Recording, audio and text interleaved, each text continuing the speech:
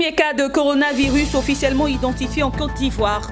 Le ministre de la Santé l'a confirmé ce mercredi à l'occasion d'une conférence de presse.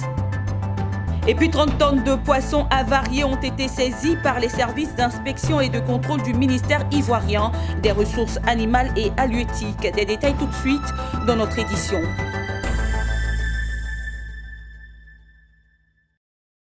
Coup de tonnerre en Côte d'Ivoire. Le premier cas de coronavirus a été confirmé dans le pays. C'est un Eugène Akaolé, ministre de la Santé et de l'Hygiène publique, peiné, qui a donné l'information à la presse ce mercredi. Il s'agit d'un homme âgé de 45 ans, un Ivoirien ayant séjourné en Italie. Un extrait des propos du ministre Eugène Akaolé recueilli par notre équipe Pierre Tebeu et Richard Akeke. Le mardi 10 mars 2020, le district sanitaire d'Adjamé Plateau Atekoubé a notifié un cas suspect de maladie à coronavirus Covid-19. C'est finalement confirmé. La Côte d'Ivoire vient d'enregistrer ce mercredi son premier cas de contamination de coronavirus. Il s'agit d'un Ivoirien de 45 ans qui a séjourné en Italie, précise le ministre Eugène Akaolé. Il s'agit d'un sujet de nationalité ivoirienne de sexe masculin âgé de 45 ans qui a séjourné en Italie et qui a présenté une fièvre, une toux et un rhume. L'analyse au laboratoire du prélèvement nasopharyngé a permis de confirmer le diagnostic de la maladie à coronavirus Covid-19. Le malade a été rapidement pris en charge au CHU de Treichville, au service des maladies infectieuses et tropicales. Son état clinique est stable et rassurant. Les contacts ont été identifiés et font l'objet d'un suivi. En pareille situation, la panique s'empare très vite des populations. Mais le ministre de la Santé et de l'Hygiène publique se veut rassurant. Tout est mis en œuvre pour éviter la propagation de la maladie. Le ministère de la Santé et de l'Hygiène publique rassure en conséquence les populations que toutes les dispositions sont prises pour une meilleure gestion de ce cas et un contrôle de la propagation de la maladie à coronavirus Covid-19. Par ailleurs, le ministère de la Santé et de l'Hygiène publique demande à la population de garder son calme et l'invite à respecter les mesures préventives déjà en vigueur. Soulignons que le Covid-19 progresse à une vitesse vertigineuse. À ce jour, on enregistre 114 151 cas d'infection et plus de 4 000 décès dans 105 pays. Avec la Côte d'Ivoire qui s'ajoute à cette longue liste, 106 pays sont touchés par le coronavirus. Point n'est besoin de paniquer. L'heure est au respect des mesures idoines afin d'éviter la propagation du coronavirus. Dr Obio Mathias, point focal du ministère de la Santé en charge du coronavirus, était sur le plateau de Business 24 Africa. Il revient sur les précautions à prendre afin d'éviter cette maladie. Revenons sur les mesures à prendre par les populations et s'il y a un numéro vert en cas d'urgence. Voici votre caméra. Alors, je voudrais, au nom du ministre de la Santé, au nom du directeur de l'Institut national d'hygiène publique, dire à la population d'observer les mesures qui sont prodiguées, les directives qui sont données par le ministère de la Santé. Ces directives-là sont des directives simples d'hygiène. Il faut se laver régulièrement les mains à l'eau et au savon. Au besoin, si vous avez un gel hydroalcoolique, utilisez les gels hydroalcooliques pour vous désinfecter les mains. Lorsque vous êtes enrhumé, que vous toussez, vous pouvez porter des gants, un masque. Si vous ne portez pas de masque, vous pouvez tousser dans un mouchoir. Si vous avez fini de tousser dans le mouchoir, alors vous déposez le mouchoir dans une poubelle fermée. Si vous n'avez pas de mouchoir, toussez dans le pli du coude. C'est-à-dire, vous pouvez faire le geste. Comme ça. Vous toussez dans le pli du coude. Ensuite, lorsque vous constatez que votre voisin a la grippe, comme on le dit couramment chez nous, il tousse, il fait la fièvre et il est enrhumé, il ne faut pas vous approcher de lui. ne faut pas vous approcher de lui parce que c'est la contamination qui se passe de cette façon. Le contact étroit. Il faut éviter le contact étroit avec les malades. Il faut aussi laver les fruits, laver la viande, laver les fruits avant de les consommer. Concernant la viande et les œufs, il faut les cuire suffisamment avant de les consommer.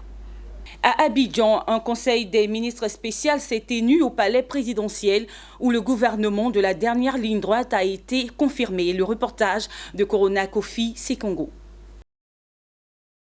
En arrivant au conseil des ministres de ce jour, les membres du gouvernement ivoirien devaient se soumettre à un geste, se désinfecter les mains. Et pour cause, le premier cas de coronavirus vient d'être déclaré en Côte d'Ivoire. Un Ivoirien de 45 ans ayant séjourné en Italie du 26 février au 6 mars. Pris en charge au centre hospitalier de Trècheville, ses proches font déjà l'objet d'une quarantaine, selon le gouvernement. Face à la psychose que peut créer ce premier cas de contamination, le gouvernement appelle la population au calme. J'aimerais profiter de cette opportunité pour appeler les populations au calme parce qu'il n'y a pas matière à vraiment céder à la panique et les rassurer sur l'engagement de l'État de Côte d'Ivoire et du gouvernement de prendre toutes les mesures idoines pour protéger toutes les populations. Vous vous souviendrez déjà que la semaine dernière, nous vous présentions la liste des dispositifs mis en place par le ministère de la Santé pour la prise en charge de toute cette situation. Et je pense que c'est le mécanisme qui s'est aussitôt opérationnalisé pour que désormais, en cas d'alerte sur ces différentes situations, les uns et les autres puissent savoir vers qui faire la référence pour la prise en charge. Outre ce point, plusieurs communications ont été faites. Il s'agit de la prorogation des contrats de gisement pétrolier, du développement de la riziculture, du secteur énergétique et du transport maritime. Une avancée importante à noter par ailleurs selon le gouvernement, la création de 200 postes pour les personnes en situation de handicap afin de les insérer dans le tissu socio-professionnel. Rendons-nous à Yamoussoukro. Ça y est, le Sénat a adopté le projet de loi de modification de la Constitution. Des modifications qui portent notamment sur le pouvoir exécutif et le pouvoir judiciaire. Le compte rendu de notre correspondant depuis Yamoussoukro, Charles Kwaku. Qui sont pour l'adoption de ce texte. Le projet de loi de révision de la loi numéro 26-886 du 8 novembre 2016 portant constitution de la République de Côte d'Ivoire est adopté à la majorité des sénateurs.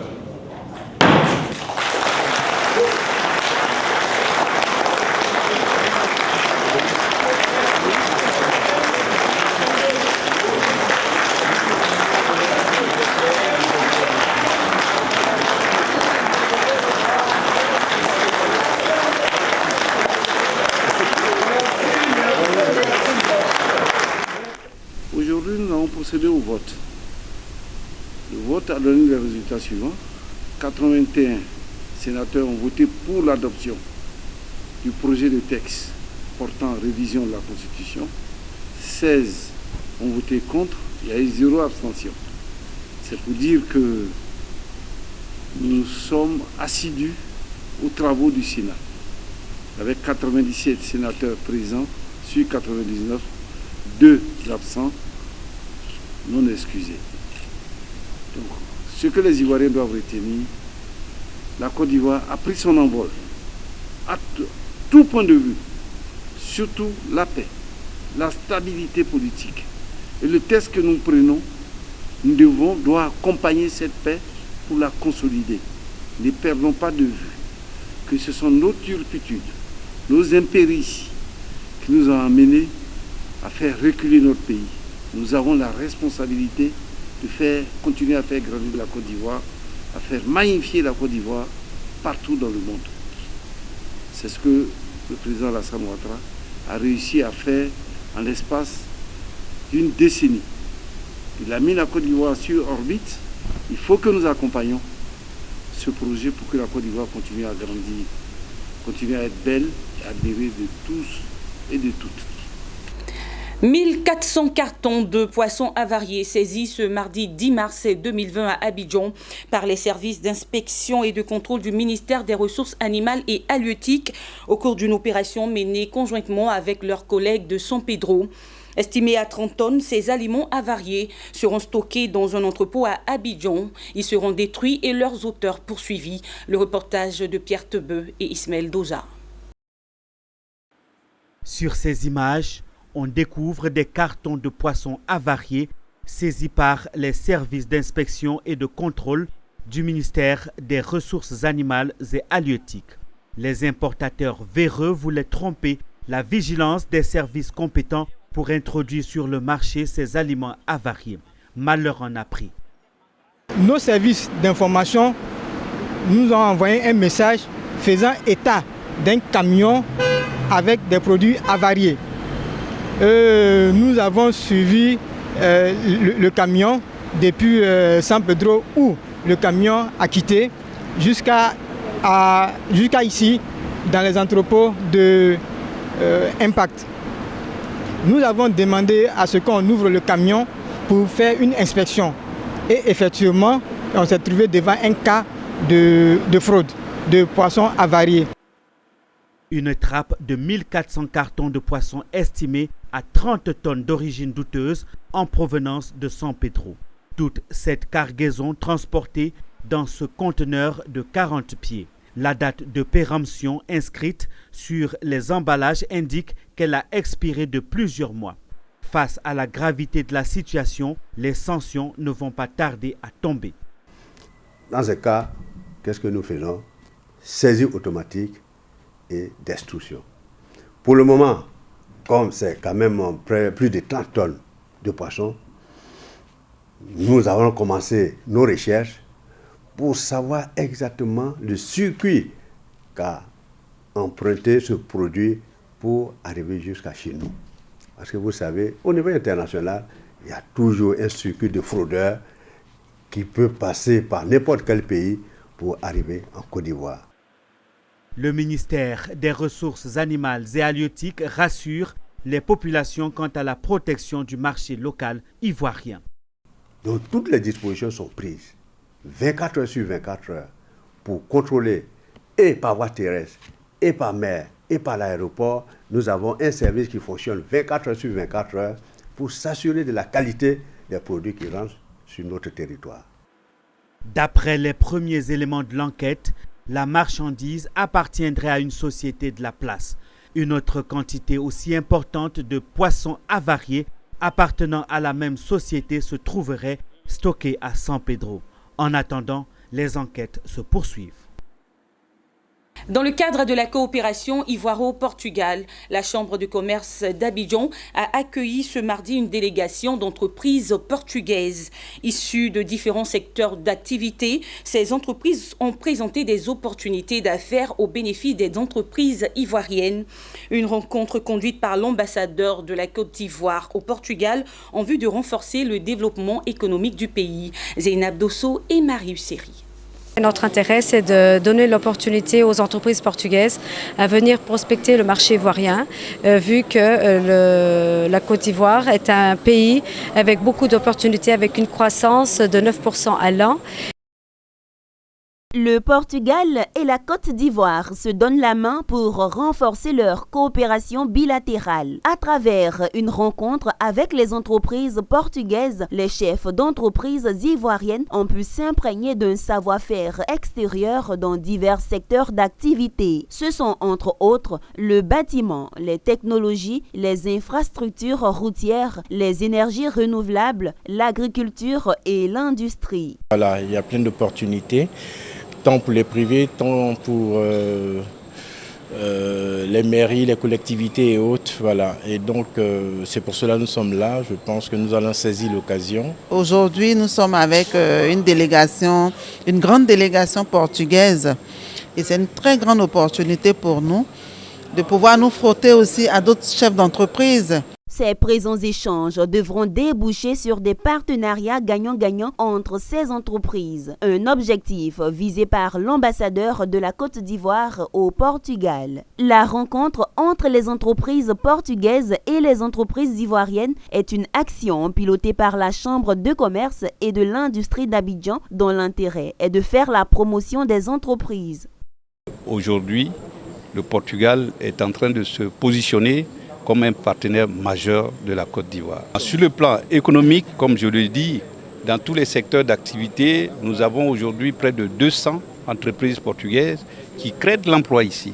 Il y a un grand intérêt pour nous de travailler aujourd'hui avec le Portugal, avec l'accompagnement de son excellent monsieur l'ambassadeur, monsieur Kofi Fana, que je remercie ici. Donc nous sommes vraiment dans le cadre de la diplomatie économique. Notons que depuis 2016, plusieurs entreprises portugaises sont installées en Côte d'Ivoire dans le cadre de la coopération ivoiro-portugaise. Selon l'ambassadeur, son Excellence Kofi Fana, le Portugal entend ouvrir d'ici fin 2020 son ambassade en Côte d'Ivoire pour faciliter cette coopération. Des experts nationaux en environnement ont récemment renforcé leurs capacités sur des techniques pour accéder aisément au Fonds vert pour le climat. Cette formation entreprise par la commission de la CEDEAO s'inscrit dans le cadre de la mise en œuvre du projet Changement climatique financé par la coopération suédoise. Des précisions avec Daniel Kodjo et Ézéchiel Seri.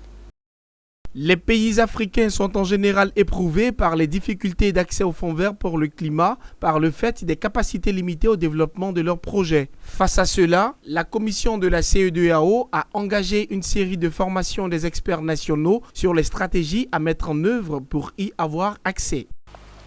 Afin de contribuer à surmonter cet obstacle, la commission de la CEDEAO a initié depuis 2015 plusieurs programmes de renforcement des capacités des autorités nationales désignées sur les procédures d'accès aux 10 fonds, notamment le Fonds vert climat et le Fonds d'adaptation. Cependant, le constat semble indiquer des progrès assez mitigés qui appellent à explorer de nouvelles approches dans la nature et la forme des appuis à apporter au pays dans ce domaine. Pour le ministère ivoirien de l'Environnement et du Développement durable, la mobilisation des ressources financières est un défi à relever, d'où l'importance de la tenue de cet atelier. Ce renforcement de capacité avec donc pour objectif d'avoir un pool d'experts nationaux pouvant appuyer les points focaux de chaque pays. On se rend compte, en faisant l'état des lieux de cette finance climatique, que les pays africains ont d'énormes difficultés à mobiliser cette finance climatique. Et c'est ce qui justifie la tenue de cet atelier qui va permettre d'outiller encore mieux tous les acteurs au développement en matière de lutte contre les changements climatiques à pouvoir formuler de projets bancables, des projets qui répondent aux exigences de cette finance climatique. Ce genre de formation est bienvenu pour permettre au pays, par rapport à ce qui est déjà fait, d'ajouter les éléments qu'il faut, avoir les moyens qu'il faut pour réellement atteindre ses objectifs, de réduire les gaz à effet de serre de l'ordre de 28%.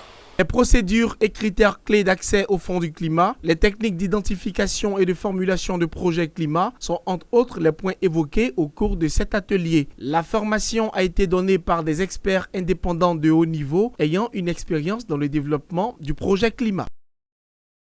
La journée du 8 mars, journée internationale des droits de la femme, a été différemment célébrée en Côte d'Ivoire. En marge des activités de réjouissance, le réseau ivoirien des gestionnaires de ressources humaines a initié un atelier de renforcement de capacité.